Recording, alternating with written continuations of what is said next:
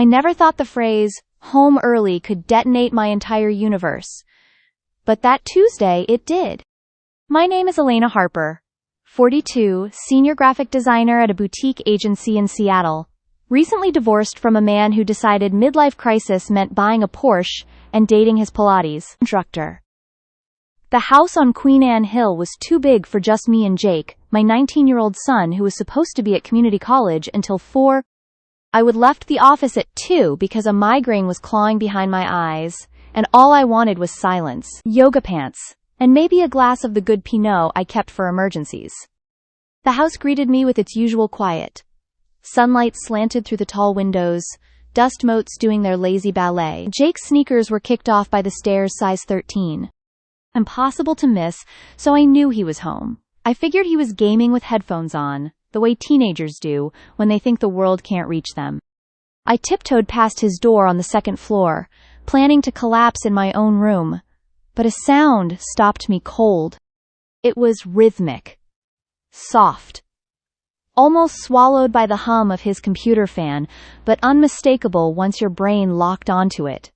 A quick inhale, a stifled grunt, the faint rustle of fabric. My hand froze on the banister. Every maternal instinct screamed, "Turn around, Elena, go downstairs, pretend you heard nothing." But curiosity, or something darker, glued my feet to the carpet.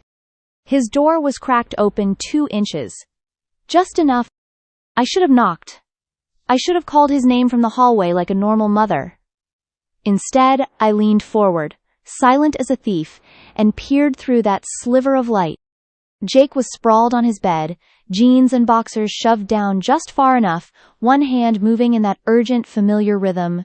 Teenagers perfect when they believe they have all the time in the world. His head was thrown back, eyes squeezed shut, lips parted. Afternoon sun painted gold across his bare chest. God, when had his shoulders gotten so broad? And lower, where his fingers worked with increasing desperation.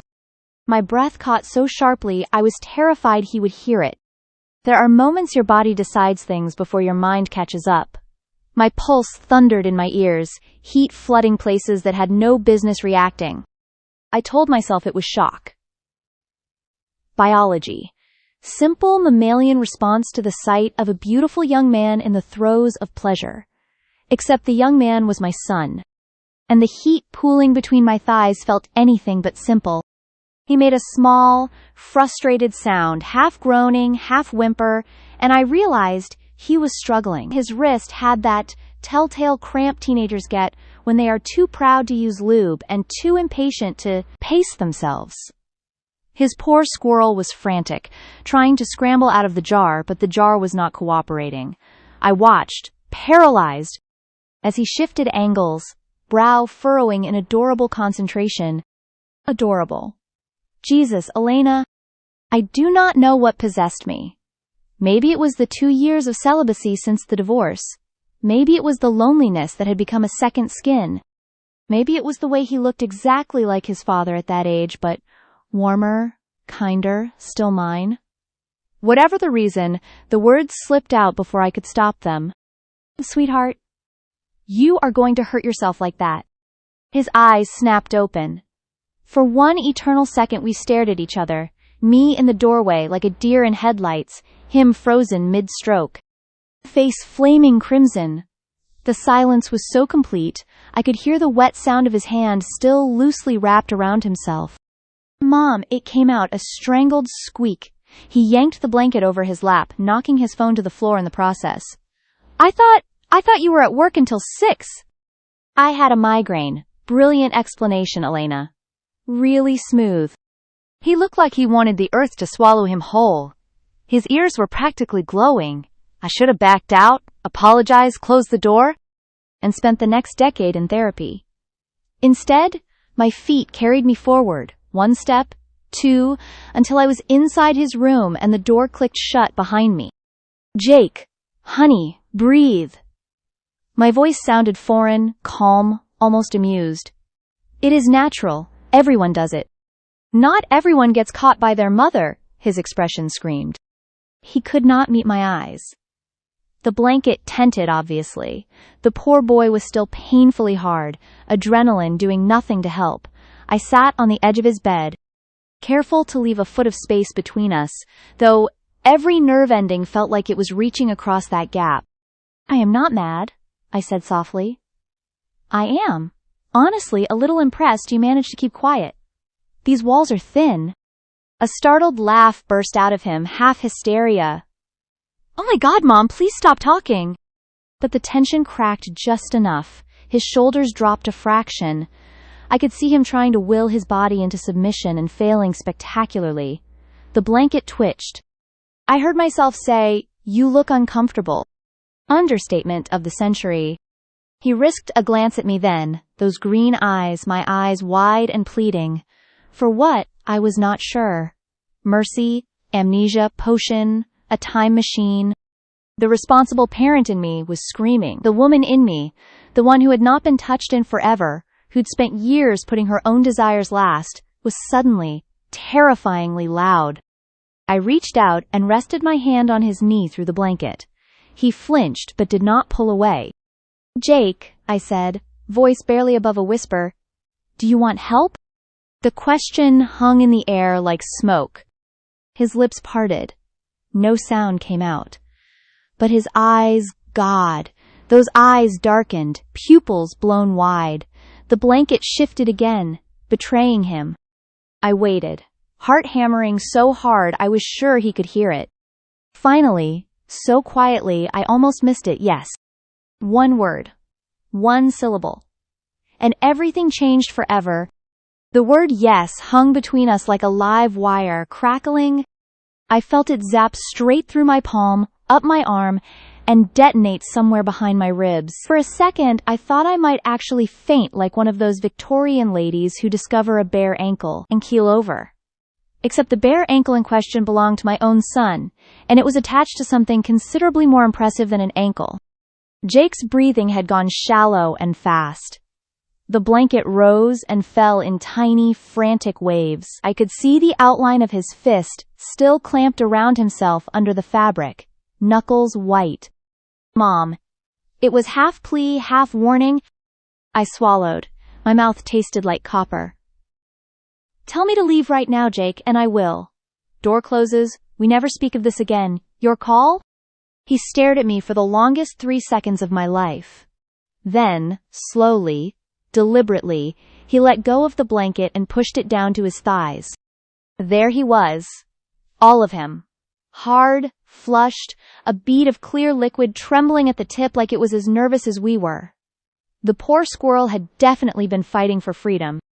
The skin looked almost sore from friction. I heard a soft, broken sound mine, apparently. "Jesus, honey," I whispered, "no wonder you were struggling. You are working with heavy machinery here." A hysterical giggle escaped him. "What, it is true." I let myself smile, small, shaky, real. "Your father was respectable. You clearly shopped in the premium aisle." He groaned and covered his face with both hands, but his hips gave the tiniest involuntary roll toward me. The movement was so innocent and desperate, it cracked something open inside my chest. I shifted closer on the bed. The mattress dipped. My skirt rode higher on my thighs. I did not bother fixing it. "May I?" I asked, hovering my hand an inch above him. He peeked through his fingers, nodded once, sharp and fast, like he was afraid I would change my mind. The first touch was feather light, just the pads of 2 fingers along the underside. He jerked like I would shocked him, a strangled F-fuck slipping out before he could stop it. Language, I teased automatically, then ruined the scolding by wrapping my hand fully around him. Warm, velvet over steel. He was thicker than I would imagined, and I had most definitely not been imagining. Thank you very much, brain. And the way he throbbed against my palm made my own body clench in sympathy. "Better?" I asked, giving one slow, experimental stroke. His answer was a full-body shudder and a nod that looked more like a convulsion. I found a rhythm. Gentle at first, watching his face like it was the most fascinating thing I would ever seen. Because it was. Every flicker, the way his brows drew together. The way his bottom lip caught between his teeth felt like a secret he was trusting me with. "I am not gonna last long," he panted after maybe 30 seconds. "I am sorry, nothing to be sorry for." I leaned in, brushed my lips against his temple, tasting salt. "Just let go when you need to, sweetheart. I have got you." He made the most beautiful, broken sound and arched into my hand. I sped up, twisting lightly at the head the way I remembered boys liking when I was his age. His thighs started trembling. "Close," he gasped. I did the only thing that felt natural in that moment. I bent down and pressed a soft, open-mouthed kiss to the tip. That was it, game over. He came with a choked cry, hips bucking, stripes of white painting my fingers, his stomach, one rogue spatter landing on my blouse like abstract art. I kept stroking gently through it, milking every last shudder, until he collapsed boneless against the pillows, chest heaving. The room smelled like sex and teenage boy, and the lavender candle I would bought him for Christmas that he pretended to hate. I grabbed a handful of tissues from his nightstand, because of course he kept them within arm's reach, smart kid, and cleaned us both up with the calm efficiency of a mother who has wiped 1,000 spilled drinks and bloody knees, except this was not that. Jake watched me through half-lidded eyes, looking drugged. "I can't believe that just happened." "Me neither," I said honestly. He reached for my wrist, thumb brushing the inside where my pulse was still racing. Are you okay? Like mentally? 'Cause I feel like I just dragged you into Narnia and slammed the wardrobe door." I laughed, actually laughed, the sound startling both of us. "Sweetheart, I walked into the wardrobe all by myself. You just left the door open." He bit his lip. "So, we are not going to pretend this was a fever dream." I considered. The responsible answer sat on my tongue like a stone. Instead, I heard myself say, "Only if you want to." His eyes searched mine. Whatever he saw there made him exhale shakily and tug me down beside him. I went willingly, curling against his side, my head on his shoulder. He smelled like Irish spring and warm skin and something uniquely Jake. We lay there in silence, long enough for his breathing to even out.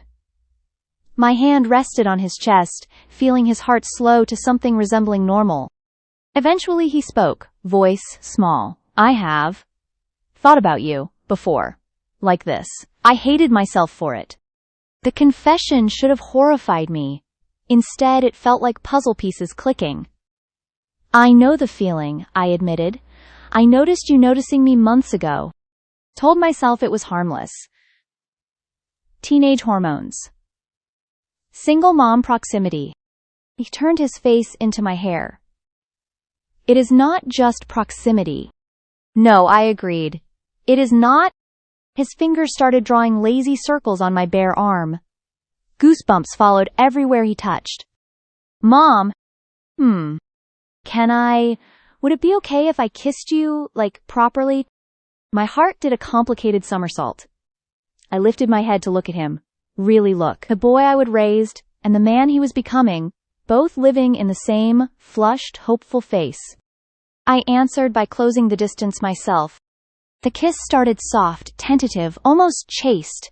Then his hand slid into my hair, angling me exactly where he wanted, and it was not soft anymore. It was years of accidental brushes in hallways, years of pretending not to notice how beautiful he would grown, years of loneliness on both sides pouring out in one desperate slide of tongues. When we broke apart, we were both breathing hard again. "Wow," he whispered against my mouth. "Yeah, I managed." "Wow." His palm drifted down my side, hesitant. "Can I touch you, please?" I was already nodding before my brain caught up. Morning arrived like a hangover from a drug I never knew existed. Sunlight sliced through the blinds and landed directly on my face, the way it always does when I forget to close the curtains properly. Except last night I had not been in my own bed. I was still in Jake's, tangled in his navy sheets that smelled like him and sex and the faint ghost of my own perfume. My skirt was somewhere on the floor.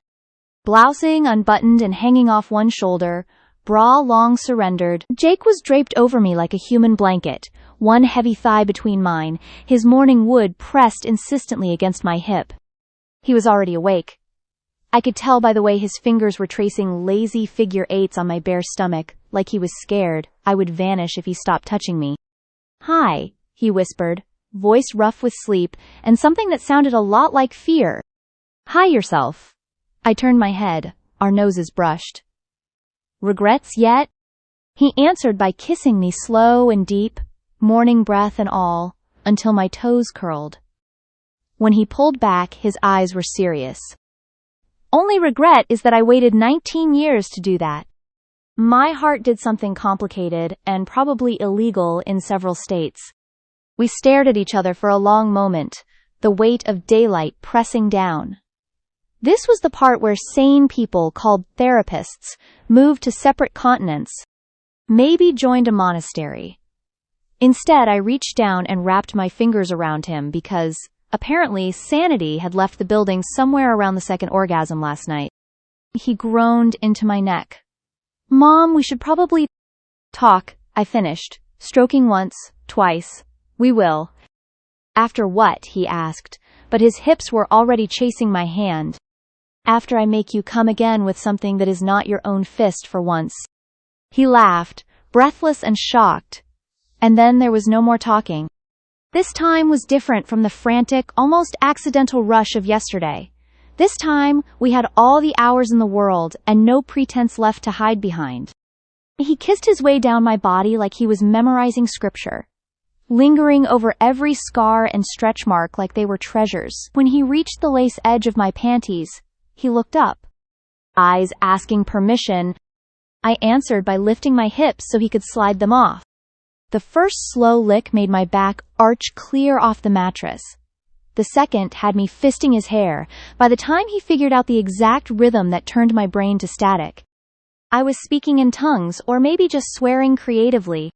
He was a ridiculously fast learner, of course he was. He would grown up watching me figure out IKEA furniture with nothing but spite and YouTube. Some skills are genetic.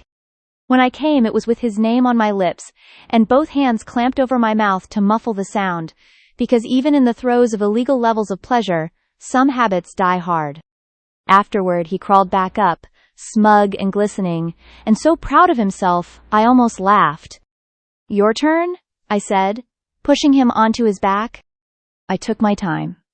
Teased him until he was begging in that cracked, desperate voice that made my chest ache. When I finally sank down onto him, we both froze at the overwhelming rightness of it. Like puzzle pieces that were never supposed to fit but somehow did perfectly. We moved together slowly at first, foreheads pressed, breathing each other in. Then faster, harder, chasing something bigger than release.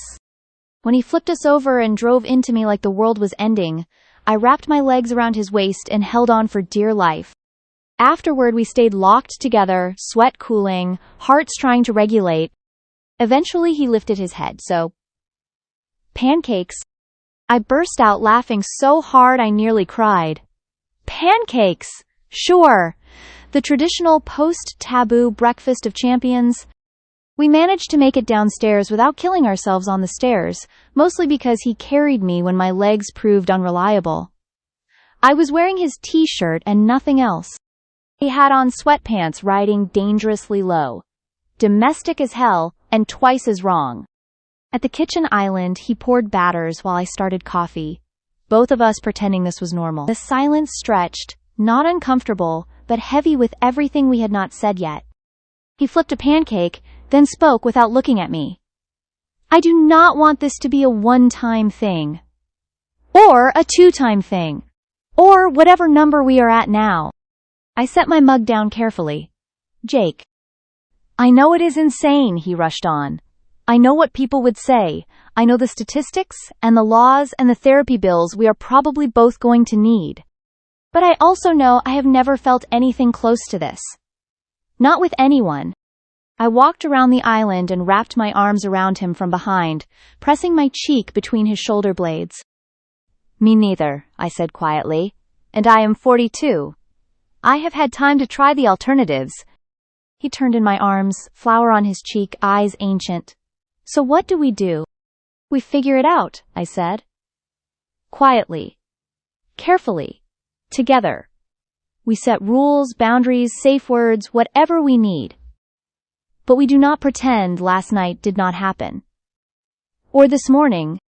He kissed me then, tasting like batter and coffee and hope.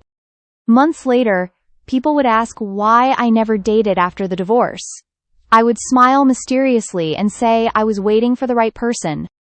They would nod knowingly, assuming I meant some future Prince Charming. They had no idea he was already living under my roof, making me laugh until my sides hurt, kissing me goodbye every morning before class, and coming home every night to help me set the squirrel free all over again.